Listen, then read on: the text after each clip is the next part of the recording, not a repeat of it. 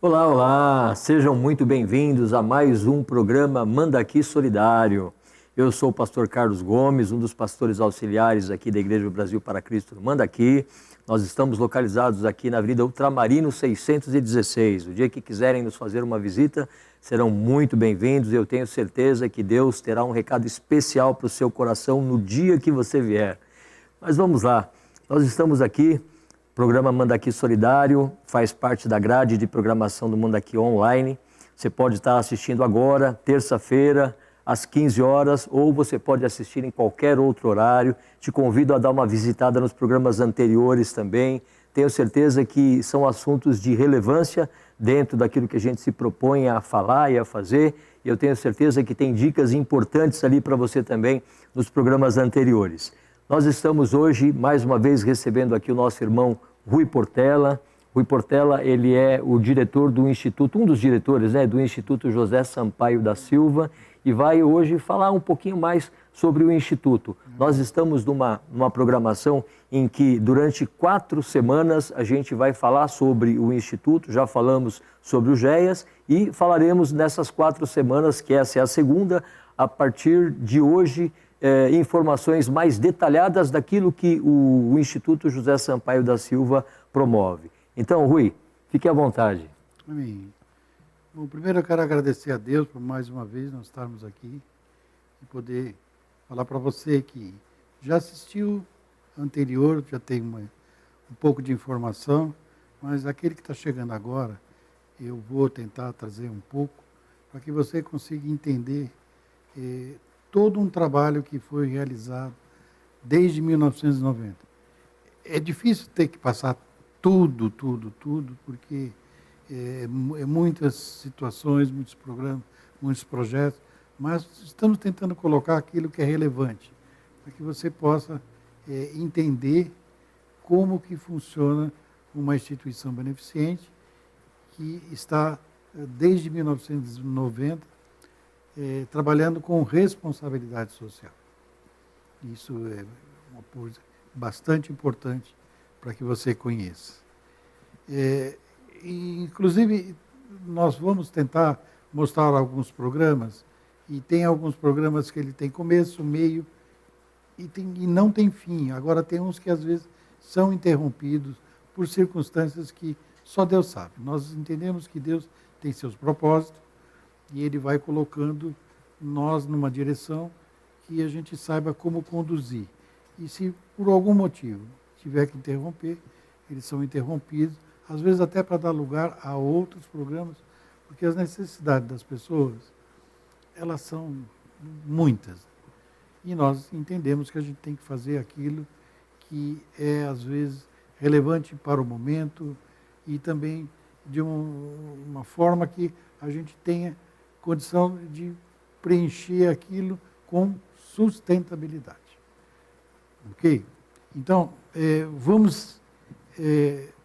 aquela questão que estávamos falando a semana passada, que eu me lembro que o pastor Carlos me perguntou como nasceu o Instituto José Sampaio. Eu consegui explicar e agora eu queria retificar. E foi um grupo de evangélicos liderado pelo pastor Joel Estevanato e seu irmão, advogado, doutor Odair Estevanato. Eles se reuniram para discutirem em como dar assistência às famílias carentes da região.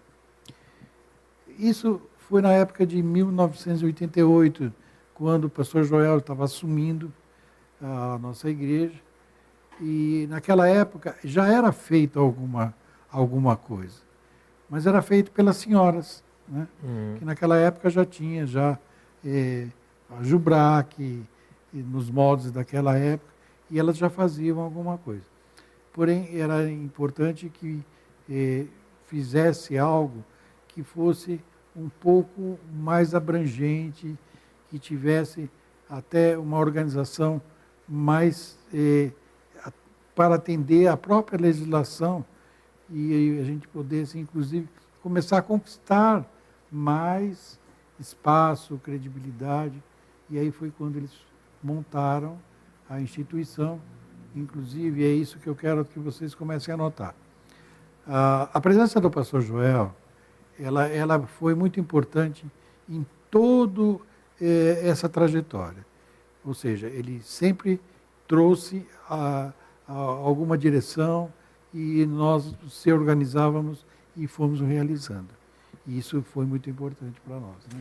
Rui, deixa eu só te interromper um pouquinho. O trabalho, então, ele começou através de um grupo de irmãs que já fazia isso como ministério da igreja. Isso, exatamente. Né? Porque tinham no coração atender às necessidades de algumas famílias mais próximas. E com a chegada do Instituto foi meio que uma profissionalização do serviço social. Mais ou menos isso. Seria isso? Porque naquela época, até eu lembrei agora, era chamado de União Feminina. União Feminina. Naquela época era esse nome que era dado. Né? Posteriormente aqui depois veio a Jubrac e tal. A UFEBRAC, A UFEBRAC, desculpa. UFEBRAC. E aí, então, em 18 de julho, né, de 90, foi feita, então, uma Assembleia Geral e foi constituída o Instituto José Sampaio, como também já falei, que levava, na época, o nome do pastor José Sampaio da Silva, que foi o antecessor e que Deus o recolheu. Então, em memória a ele, nós demos o nome de José Sampaio da Silva e até hoje permanece. Né? Então, basicamente, era essa a retificação. Então, continuando, vamos entender que existiu épocas, né? Então, por exemplo, de 90 até 96, nós então começamos a definir alguns programas. Distribuição de cestas básicas, frutas, verduras, legumes, roupas, agasalhos. A criação do Centro da Juventude. Já começou alguma coisa ali, já na área educacional. E também uma coisa que aconteceu, que foi um projeto bem interessante, que foi a Rosália, que fez num espaço que nós já tínhamos alugado, e ela começou a fazer a recreação infantil. Então, algumas mães que não tinham onde deixar aquelas crianças, não tinha vaga na creche e tal. Então, a Rosália tomava conta e veio outras professoras e ali começou. E também foi o Telecurso 2000. Ou seja, era um programa que era da Fundação Roberto Marinho e a Fiesp. Então, nós implantamos, e também foi muito bem frequentado, e foi já também uma sementinha na área educacional. É isso que eu estou colocando exatamente para as pessoas entenderem. Que Deus vai plantando... A construção do trabalho. Vai montando um alicerce para que lá na frente tenha uma solidez. Né? O telecurso, as aulas eram ministradas no Instituto? Era lá no Instituto. Inclusive hoje, onde está a Missão Desafio. Era lá naquele prédio, na parte de baixo, nós tínhamos as salas de aula ali. E era ali que era feito o Telecurso 2000. Poxa vida, que bacana, né? E aí foi bastante interessante. Uma forma de aproveitar um programa do governo federal, né? Não, era do Estado, né? Esse era do Estado? Era do Estado, porque a Fiesp que... Sim, da Federação das Indústrias do Estado de São Paulo. Exatamente. Então, assim, aproveitando esse programa do governo estadual e dando acesso às pessoas da comunidade que talvez não tivessem nem ideia que teriam acesso e direito a esse programa. Exatamente. Né? Porque também naquela época não tinha o Enseja, né? O Enseja veio depois. Que era mais ou menos também uma boa forma de alfabetização. Né? Sim, sim. Nessa época ainda existiu o Mobral ainda? Você lembra? Sim, ele estava exatamente se dissolvendo, né? E aí foi quando surgiu o Telecurso e dali então depois apareceu o Enseja. Tá? E também fizemos naquela época o Sopão da Madrugada, né? Que é coisa que ainda é realizada ainda de uma certa forma, um tamanho menor, mas continua. E também uma coisa que era interessante, surgiu o encaminhamento de drogados. Né? Então, foi quando, lá na frente, eu vou falar de um parceiro que trouxe um modelo diferenciado das casas de recuperação. Tá? Então, continuando, aí é que eu gostaria de, então, nós falarmos da criação, certo? Da criação do Instituto José Sampaio da Silva. Da escola. Você chegou a conhecer o Instituto? Eu não conheci, eu ouvi falar. É. Eu cheguei aqui na igreja em 2007, né? 2007, eu creio que já não existia mais, né? Inclusive eu estou devendo, eu faço questão de trazer, porque hoje eu não consegui localizar. Eu tenho uma foto que o Instituto, o IEJA, no caso, ele foi feito lá no prédio da Missão do Desafio. Antes não existia. O IEJA era ali. Uhum. Né? E uma das primeiras alunas, né, foi Michele, Thalita, as filhas do pastor Joel. Filhas do pastor Joel. Exatamente. Então eu tenho, na próxima vez eu vou trazer para vocês, inclusive, saberem, e aqueles que não sabem, que relembrar daquela época. Tá? Uhum. E o IEJ nasceu como? Você me mostrou aí uma construção, né? Apontando para a educação. Exatamente, foi mais ou menos isso.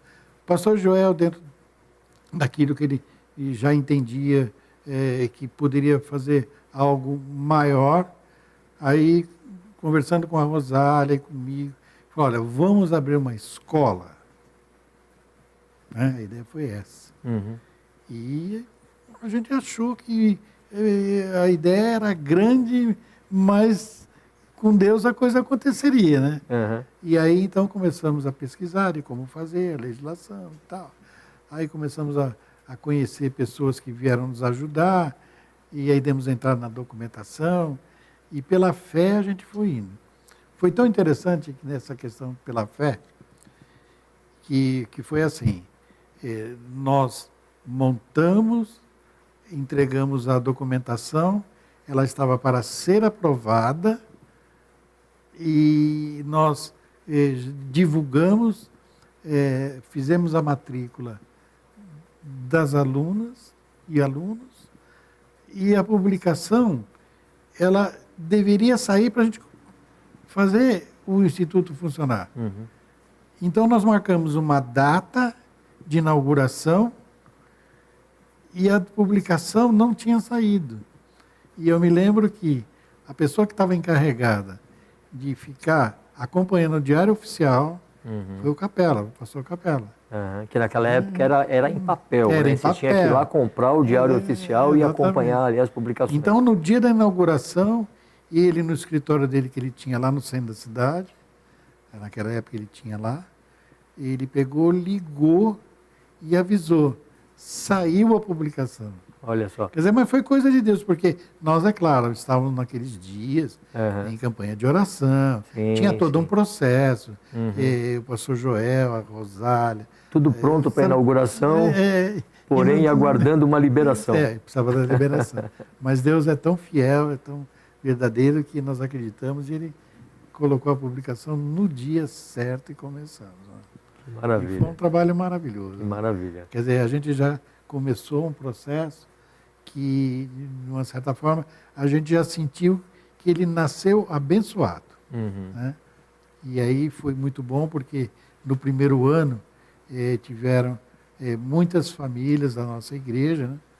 Acharam que era por bem e muito importante matricularem seus filhos no IES, porque era uma escola diferenciada.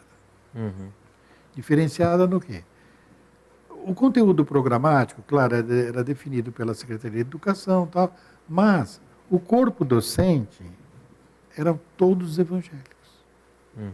Ou seja, os princípios cristãos Exatamente. E da família estavam ali presentes na sala de aula. E outra. Coisa que hoje em dia é muito difícil. Né? E também com a garantia de serem preservados. Garantia de? Serem preservados. Sim. Entendeu? Essas questões éticas, morais, sabe? Inclusive, nós tínhamos a condição na grade, inclusive tinha o ensino religioso. Que naquela época muitas escolas não tinham intenção nenhuma de fazer isso. Mas nós fazíamos. Já estava lá. E eu me lembro que a professora de ensino religioso era a Leonor. Ela lembra disso. Olha só. Ela lembra. Certo? E foi ali que nós começamos. Foi muito bem. O colégio, ele cresceu. Né? E aí, de uma certa forma, aí depois Nós tivemos que paralisar a nossa atuação, eu e a Rosália, por motivos particulares. Aí entrou uma outra diretoria, e essa diretoria também eu achei muito interessante, porque a gente não estava distante, estava acompanhando.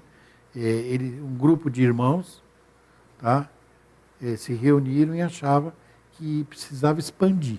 Uhum. O espaço era pequeno, aí foi quando eles vieram para esse prédio aqui na Ultramarino, Uhum. né? E o pastor Francisco Capella tinha esse cliente que tinha esse espaço, aí foi alugado, os irmãos se cotizaram, fizeram uma grande reforma e trouxeram o colégio para cá. Uhum. E aí depois foi quando então houve um crescimento, e aí o pastor Joel voltou a conversar comigo, com a Rosália, e nos trouxe novamente, e aí foi quando nós fizemos o colégio crescer, né? Uhum. E nessa de crescer, nós tínhamos naquela ocasião aqui, já na Ultramarino, uma secretária, né, que era a Suzy. E a Suzy naquela época estava grávida. Uhum. E quem nasceu? O Jonas. O Jonas. E eu me lembro que ele pequenininho, a Suzy trazia ele, ficava com ele lá, quer dizer, ele cresceu junto com a gente ali. Uhum. Seus primeiros meses foi também uma coisa bem interessante, que eu me lembro até hoje, que era o mascote do IES. Olha só. Foi muito interessante. E eu tenho certeza que a presença da escola aqui na região, através da influência dos seus professores, plantaram muitas sementes, né? Foi. E olha, e a grande prova disso é uma coisa que eu achava muito interessante. Nós estávamos incomodando a concorrência. Uhum. A gente ficou sabendo disso. Ficou sabendo disso por quê? Pelos próprios professores. Uhum. Porque alguns dos professores, eles estavam conosco, mas trabalhavam para outras escolas. Então lá eles ouviam falar e traziam para nós. Uhum. Entendeu?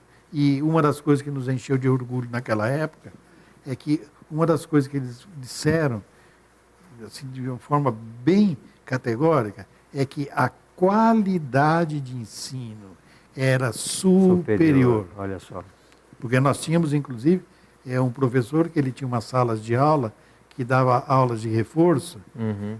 e ele dava aula de reforço para algumas escolas grandes, e ele falava assim, poxa, mas vocês não aprenderam isso lá? E aí então ele notava que o conteúdo programático do IEG era bem superior àquelas escolas onde aqueles alunos estavam recebendo aulas de reforço. Uhum. Então, para nós, nossa, isso era um ponto de orgulho, né? Uhum. De saber que nós estávamos no caminho certo, tinha um corpo docente bem profissional, altamente capacitado, e que realmente fazia um trabalho muito importante para aquelas crianças, né? Se bem que era ensino fundamental, e era assim, até foi uma coisa que eu lembro que eu e a Rosália ajustamos. Da sexta, não, da quinta à oitava série, de manhã, que eram os adolescentes. Sim. E do primeiro ao quarto, era À para as tarde. crianças. Por que nós invertemos? Uhum. Porque eu achava uma injustiça, quando chegava no inverno, as crianças tinham que Pequenininhos levantar, os acordarem pequenininhos cedo. têm que levantar e passar frio, enquanto os adolescentes estão dormindo. Então nós invertemos isso. Uhum. Quer dizer, é um ponto que a gente já começou a fazer algumas mudanças, né? Uhum. E à noite é que tinha um supletivo. Tá. Então foi no supletivo que aí então nós demos a oportunidade para várias pessoas que hoje ainda estão na nossa igreja e que foi dali que eles deram uma rebobinada. Estavam afastados da escola por motivos N, né?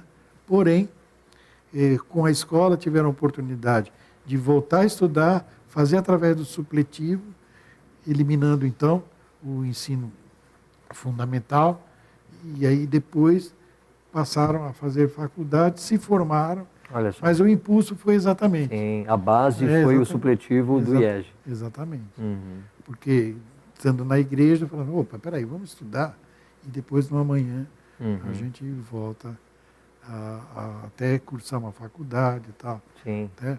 Foi coisas que muitos fizeram. Bacana, uma participação importante aí no campo da educação, né? Exatamente.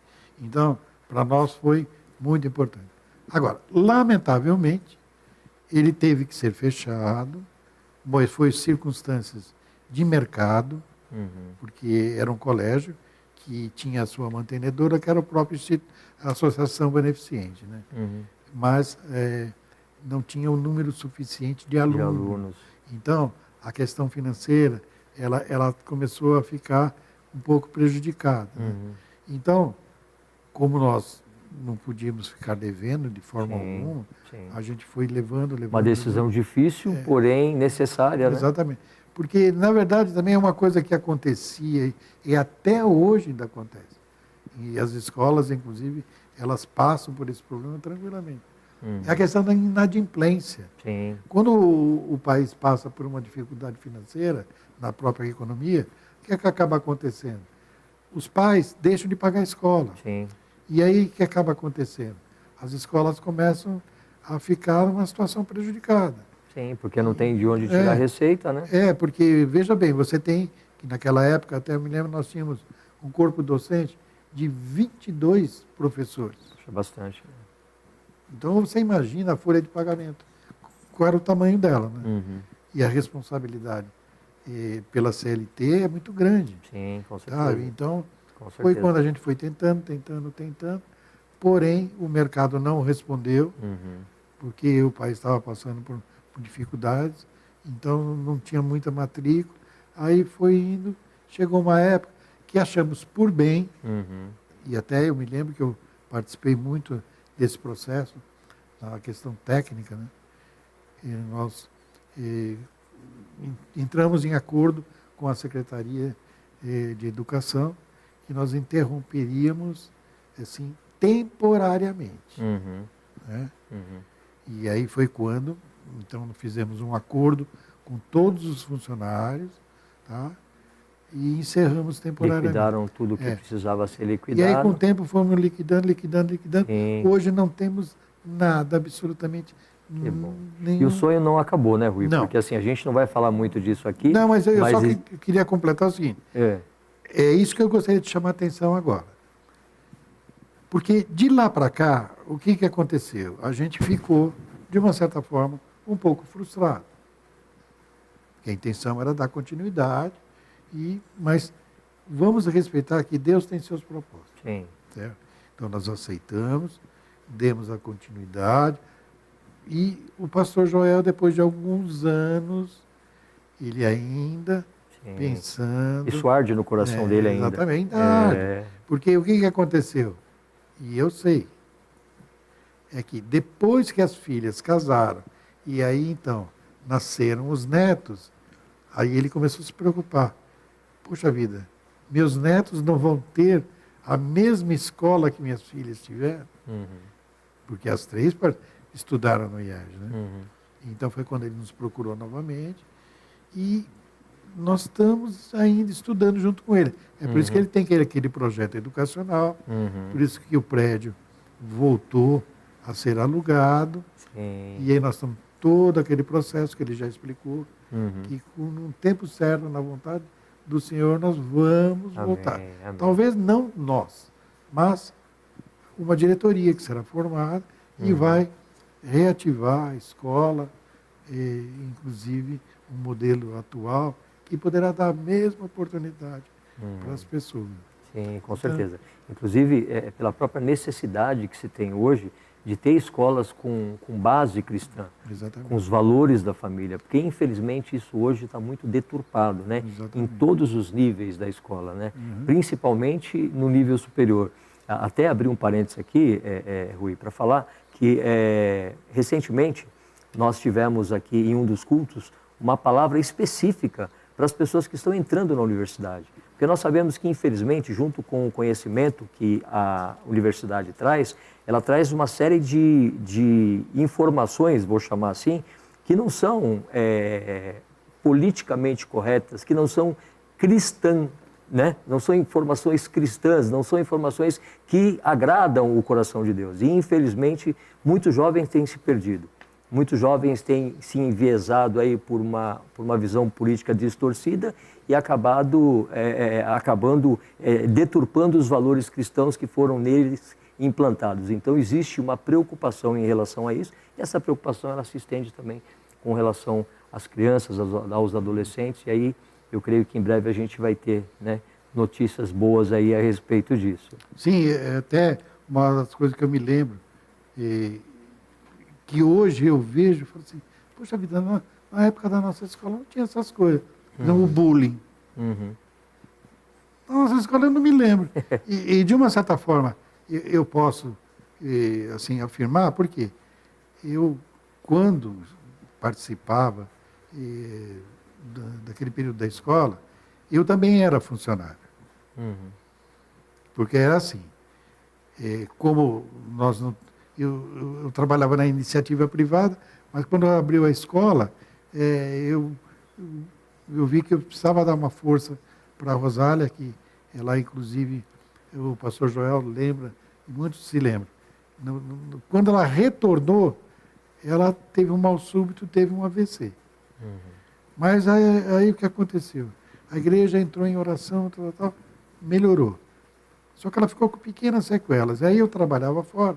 Aí eu falei, não, eu vou dar uma força. Então, como eu era autônomo, então eu podia, algumas horas do dia, ajudar. E aí eu comecei a ajudar.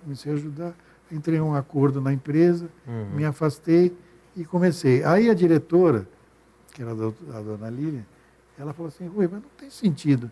Você fica o dia inteiro aqui, trabalhar de graça mesmo. Como é que você vai manter teu carro? Como é que você... Né? E eu falei, ó, isso aí é com a Rosália, ela que é a diretora, ela que resolve. Aí foi quando, eu me lembro, que como eu vim, inclusive, da iniciativa privada, eu trabalhava em provedor de internet, então eu já tinha muita informação sobre informática. Então eles me deram as aulas de informática e também à noite, que tinha o supletivo, então tinha que ter um coordenador. E você passou a trabalhar como coordenador ali? Era coordenador. Maravilha. E nas horas vagas, eu também era o cara da manutenção. Então, esses 3 grandes salários, sabe, que somando não dava quase nada, e por causa da deficiência, e a Rosália, por ser minha esposa, ela nunca me pagava. Ela pagava todo mundo, menos eu. E eu aceitava e achava razoável, porque eu sabia da necessidade, da dificuldade financeira. Mas para mim o importante era estar sendo útil e podendo ajudar de qualquer forma. Que bom. Então a gente estava sempre muito presente no dia a dia da escola. Então essa questão do bullying me chamou a atenção, que na época não existia. Sabe? Tinha, lógico, algumas brincadeiras que a criança faz, adolescente também faz, mas não chegava a esse ponto, não. Você vê, mas por quê? Por causa da metodologia que era dada pelos professores. Né? Era mais uma questão cristã mesmo. Tá certo. Em relação ao IEG, você tem mais alguma informação para trazer para a gente hoje? Não, hoje ainda não tenho. Estamos aguardando mesmo. Não, em relação àquilo que foi feito no passado. Tem alguma coisa que você gostaria de comentar ainda, antes da gente partir para o próximo tópico aí? Olha, deixe-me lembrar. Eu me lembro que foi muito importante a participação de uma coordenadora pedagógica, que era cristã. Ela é uma pessoa que ajudou muito. Ela veio do Colégio da Polícia Militar. Para você ver como Deus, ele investiu bem, sabe? Ele trazia pessoas qualificadas super qualificadas. Você vê, trazer uma coordenadora do Colégio da Polícia Militar, que há muitos anos era uma coqueluche de São Paulo, sabe? Em termos de qualidade de ensino. Né? E ela trabalhava para nós também. E, então, você vê, nós tínhamos um corpo docente de muitos profissionais muito bons, sabe? Foi muito importante aquilo. E isso nos dava assim, uma certa tranquilidade, né? Certo. Porém, é claro, trabalho nunca faltou, mas também uma coisa que a gente achou muito importante é a forma de observar o trabalho dos professores, ou seja, tá junto, sabe? E não à distância, sabe? Deixando o barco correr. Não, nós estávamos ali muito presentes. Foi uma coisa que, de uma certa forma, até me garantiu, e garantiu mais ainda para a Rosália, um pouco de experiência. Né? E até, quando eu falei a semana passada daquele curso que nós demos naquela carreta, então a experiência do IES nós levamos para a carreta. Ótimo. Você entendeu? Foi importante todo um processo de aprendizado. Que bom. E vamos orar. Eu gostaria de um dia ainda ouvir falar que a escola reabriu, tá? E que vai atender novamente a nossa comunidade. Amém. Em nome de Jesus, vai sim. Dar um ensino de qualidade. Amém. Isso para nós vai ser bastante importante. Amém. Então, basicamente é isso. Ok. Então, agora concluindo, né, a sequência dos programas que foram implantados naquela época, por exemplo, em 2001, que eu já falei na outra oportunidade, nós tínhamos o programa do leite, até aí tudo bem. Mas tinha um programa que eu achava super interessante, para você ver, às vezes o governo ele faz determinadas coisas boas e depois acaba, nunca mais aparece. Que era o programa Alimenta São Paulo. O programa Alimenta São Paulo, ele era super interessante para a instituição e para a comunidade, porque nós distribuíamos naquela época 50 cestas básicas, mas só que eles não nos entregavam a cesta, e nos entregavam vales, sabe, que era de famílias que eram cadastradas, e elas iam retirar em local já pré-determinado por eles. Sabe? Você vê, e depois o país passou novamente por dificuldade, acabaram com o programa e nunca mais retornou esse programa. Nunca mais os governos deram cesta básica. Quando você fala assim, quem dá cesta básica? São os grandes mercados, a iniciativa privada, mas o governo não tem. Ele dá, sim, emergencialmente, diante de uma situação pontuais, né? Assim, uma calamidade e tal. Aí eles aparecem com a cesta. Mas normalmente eles não dão mais. E mais uma vez, as instituições, principalmente aquelas ligadas às igrejas, elas fazem o papel que o governo deveria fazer, né? Exatamente. Nós aqui temos um programa de distribuição de cestas básicas também na igreja. Inclusive, no próximo sábado, agora no dia 19, nós estaremos reunindo as pessoas, as famílias aqui, para receber as cestas. E aí fica muito claro essa deficiência do governo, porque eles recorrem à igreja porque eles não têm a quem recorrer.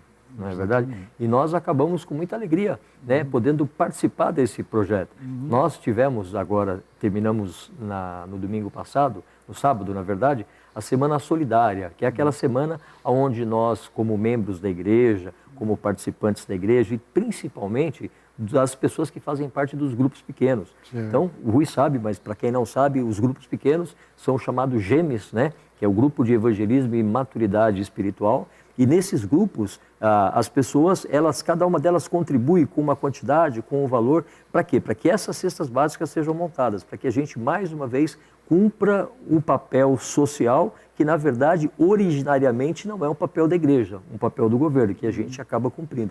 E a gente consegue acumular, a gente consegue adicionar esses benefícios outras coisas também, como por exemplo, nós vamos fazer, na semana que vem já, começar um trabalho na área da saúde. As pessoas vêm para a igreja através de uma cesta básica, procurando uma cesta básica, e nós vamos oferecer também um serviço de controle, por exemplo, de diabetes. Nós vamos ter aqui enfermeiras que são membros da igreja, né, profissionais da área, para fazer a aferição da glicemia das pessoas e da pressão arterial. E a partir daí fazer um controle mensal, onde, olha, a pessoa no mês passado ela tinha esses níveis, nesse mês ela está apresentando outro nível. Indicações de programas de saúde do próprio governo do estado. Então, assim, cada vez mais, você falou disso, eu me lembrei, cada vez mais a igreja está assumindo um papel na sociedade que originalmente não caberia a ela. mas por conta da força do Evangelho que nos impulsiona a fazer isso, né? Jesus Cristo nos impulsiona a fazer. Ele mesmo diz que é muito melhor dar do que receber. Ele mesmo diz que nós temos que estar atento à necessidade dos mais pobres. E a gente acaba se envolvendo com isso e prazerosamente a gente consegue atender a necessidade dessas pessoas. Exato, né? É por aí mesmo.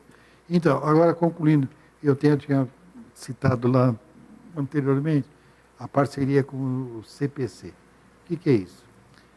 É uma instituição que, inclusive, ela foi criada e chegou aqui no Brasil por um missionário. É o missionário Glenn. Ele veio da Irlanda do Norte. Ele veio aqui para o Brasil com um propósito, de trazer o projeto dele. Aí ele nos conheceu e ele ofereceu o projeto em si. O que ele fazia? E faz até hoje. É da área da construção, né? É mais ou menos aí. Ele consegue mesclar. E, na verdade, assim, ele tem um trabalho com os moradores de rua. Né? Então, ele visita os locais, pega os moradores, tenta conhecer os moradores e depois, quando alguém que realmente quer fazer, assim, participar do programa dele, então vai para a instituição dele. E ali, então, ele vai preparar essa pessoa para aprender um trabalho profissional. Ou seja, ele pode ser pedreiro, pode ser marceneiro, pode ser serralheiro, ou seja, várias atividades da construção civil que, posteriormente, essa pessoa ela vai ser aproveitada na construtora que ele tem aqui. Certo? Então, é o tipo de parceria, e tipo de projeto que eu acho super interessante. Ou seja, as igrejas evangélicas, elas fazem um trabalho excelente na área de tratamento para os viciados em drogas, em álcool. As casas de recuperação evangélicas, elas são excelentes. Eu sei porque eu conheci várias, já ajudei e ajudo várias até hoje, porém falta uma coisa importante. Porque assim, todo drogado, quando ele passa por esse processo, que normalmente dura 9 meses, quando ele sai de lá, ele vai para casa. É uma alegria imensa, porque ele ficou 9 meses afastado. Então todo mundo, a família fica alegre, fica feliz. E no outro dia vai todo mundo trabalhar, ele levanta, mas aí ele retorna a um problema dele. Ele tinha se afastado da escola, ele não tem um currículo, ele não tem uma profissão. Então como é que ele vai arrumar emprego? Então ele fica em casa. Aí ele fica em casa um dia. Ele está exposto novamente. Então ele fica em casa um dia, fica em casa 2, 3. Aí um belo dia ele resolve sair. Aí ele chega na esquina e encontra com os velhos inimigos que levam ele novamente. E no caso do Glenn é diferente. Enquanto ele tiver passado por aquele processo de internação durante aquele período, ele vai aprender uma profissão. Sim. Aí quando encerra aquele período, ele não vai voltar para casa, definitivamente. Ele vai ser convidado a trabalhar na construtora do Glenn. Porque ele tem uma pequena construtora que presta serviço para pessoas físicas e algumas pequenas empresas, e ele faz parte dessas equipes que, às vezes, numa obra, ele dorme no alojamento e nos fins de semana ele vai para casa e tem um convívio com a família. Trabalho de socialização muito bonito. Exatamente. Né? É isso que é uma coisa bem importante para fazer com que o drogado, o viciado, quando ele passa por esse processo, depois, quando ele sai de lá, ele precisa de algo que é super importante. É dignidade. Sim. Tem que trabalhar, é exatamente isso. Então ele quer trabalho, ele quer voltar a estudar, ele quer reconstruir a vida dele. E é exatamente isso que a parceria que nós tínhamos com o Glenn, e até hoje ainda nós temos. Toda vez que eu tenho algum caso, eu entro em contato com ele. E eu até achei interessante, quando eu conheci o processo, teve uma coisa que me chamou a atenção, eu fiquei até curioso, falei, mas Glenn, como é que você deixa o cara uma semana, porque logo na primeira semana, ele não vai lá para a instituição, que geralmente que é lá no interior. Né? Não, ele tem aqui próximo, ele tem um galpão que tem lá uns quartinhos com sanitário. Né? Então, vai para a triagem, que ele fala.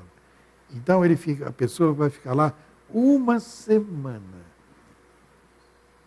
E ele não faz nada. Fica lá descansando. Fica lá descansando. Ele come, bebe, dorme e fica lá no cantinho dele. E o Glenn tem sempre um evangelista que conversa com todos eles todos os dias, né? Que acompanha. E eu falei, mas Glenn, o cara vai ficar sozinho, sem fazer nada. Aí ele falou para mim, meu irmão, morador de rua, não fazer nada é o que eles mais fazem. Então, não é incômodo para ele. Não é, sabe, uma terapia chinesa. Né? É uma coisa que eu quero que ele se conscientize. Porque depois de uma semana eu vou ter uma conversa bem franca com ele. Você quer ir mesmo? Se ele vai ou não, exatamente. Porque para eu te levar para lá, e depois de 2 dias você pedir para voltar, você vai tirar o lugar de outro, como também vai me gerar custo. Então, é esse processo, e é assim que a coisa funciona. Maravilha. Aí eu comecei a entender que realmente ele tem um projeto que ele é bem elaborado. Né? E, acima de tudo, ele também é uma pessoa cristã, ele é uma pessoa, sabe, que ele tem Deus no coração, e ele faz questão de fazer com que todos passem pelo processo, e estejam ali presentes em todos os cultos, todo dia, sabe? É um processo, né? Maravilha. É muito interessante. Então, foi essas parcerias que nós tivemos. Nós vamos falar em outros programas de outros parceiros, mas eu quis trazer agora para que vocês conheçam coisas importantes que o Instituto fez nesse breve passado, que é muita coisa, pessoal. É interessante. Mas vai dar para falar bastante coisa. Maravilha, basicamente era isso que eu tinha que colocar hoje. Tá certo, Rui. É sempre bom a gente ouvir, porque assim, quando fala de coisas do passado, às vezes alguém pode dizer, poxa, mas está falando de coisas do passado. O que a gente está falando de passado representa o presente transformado de muitas pessoas. Exatamente. Aquilo que foi feito no passado reflete hoje no presente de muitas pessoas e certamente vai refletir no futuro também. Né? Porque, na verdade, quando a gente fala de fazer um trabalho social, a preocupação não é só com o trabalho social em si, mas a preocupação é com a pessoa que é alvo do trabalho social. Né? E isso faz toda a diferença. Então, as sementes, né, que, como eu falei no caso das professoras lá do Instituto, as sementes que foram plantadas, elas frutificaram e algumas aí se tornaram em árvores frondosas, né? Mesmo que os nossos olhos não alcancem. Não é? Eu aprendi, trabalhando nessa área, que a ansiedade que gera, né, a expectativa por resultados, ela é muito ruim se a gente não souber lidar com ela. Até o dia que eu coloquei os olhos com mais atenção em Romanos 10, quando fala que, olha, foi Paulo quem pregou, Apolo regou e quem dá o crescimento é Cristo. Então, assim, nós sabemos que a nossa parte, né, ela é muito pequena em relação ao processo como um todo, mas ela é muito importante. Apesar de pequena, ela é muito importante. Né? E que a gente possa continuar sendo motivado a fazer, que a gente possa continuar, né, com esses estímulos que muitas vezes a gente encontra as pessoas, olha, passei pelo Instituto, recebi uma ajuda, lembro que daquela época. Então isso é muito bom, isso traz essa alegria, né, e essa certeza de que a gente continua no caminho certo, não é verdade, Rui? Tudo isso, até esse passado recente que eu estou colocando, para que as pessoas entendam que nós tivemos a oportunidade de construir algo que hoje ele se torna importante, porque nos dá, com a experiência vivenciada, a condição de fazer melhor. Sim. Sabe? Sim. Então, quando a gente está diante de alguma situação e de algum problema de uma pessoa da comunidade, a gente já sabe como conduzir, como estimular, como preparar a pessoa e fazer ela acreditar. Porque a gente mostrando o que a gente fez lá atrás, e mostrando pessoas que hoje elas são testemunho de um passado que elas também tiveram, é quando elas começam também a ter boa vontade de aceitar. Sim. E aí é que ela vai melhorando. Sim, sim. Muito bom. E vai crescendo. E Muito Deus, acima de tudo, vai fazendo a obra, né? A Amém. gente sabe disso. Amém. Muito bom. Então, nós vamos terminando o programa de hoje por aqui, com muita alegria de poder compartilhar com vocês aquilo que a igreja faz através dos seus braços sociais. A gente teve mais uma porção daquilo que o Instituto José Sampaio da Silva realizou e realiza, e na próxima semana, nas 2 próximas semanas, nós ainda teremos esse assunto em pauta, falando de mais um pouco daquilo que o Instituto está fazendo. Agradeço a audiência e a participação de todos. Os nossos contatos vão aparecer para você aí, tanto o WhatsApp meu quanto do Rui também, para que vocês possam interagir com a gente, mandar perguntas. Você pode mandar sugestão de temas também, para que a gente possa abordar nos próximos programas. E é isso aí. Fiquem com Deus, que Deus abençoe um restante de semana abençoado para cada um de vocês, debaixo da graça e da paz do nosso Senhor Jesus Cristo. Até mais. Tchau. Que Deus abençoe a todos.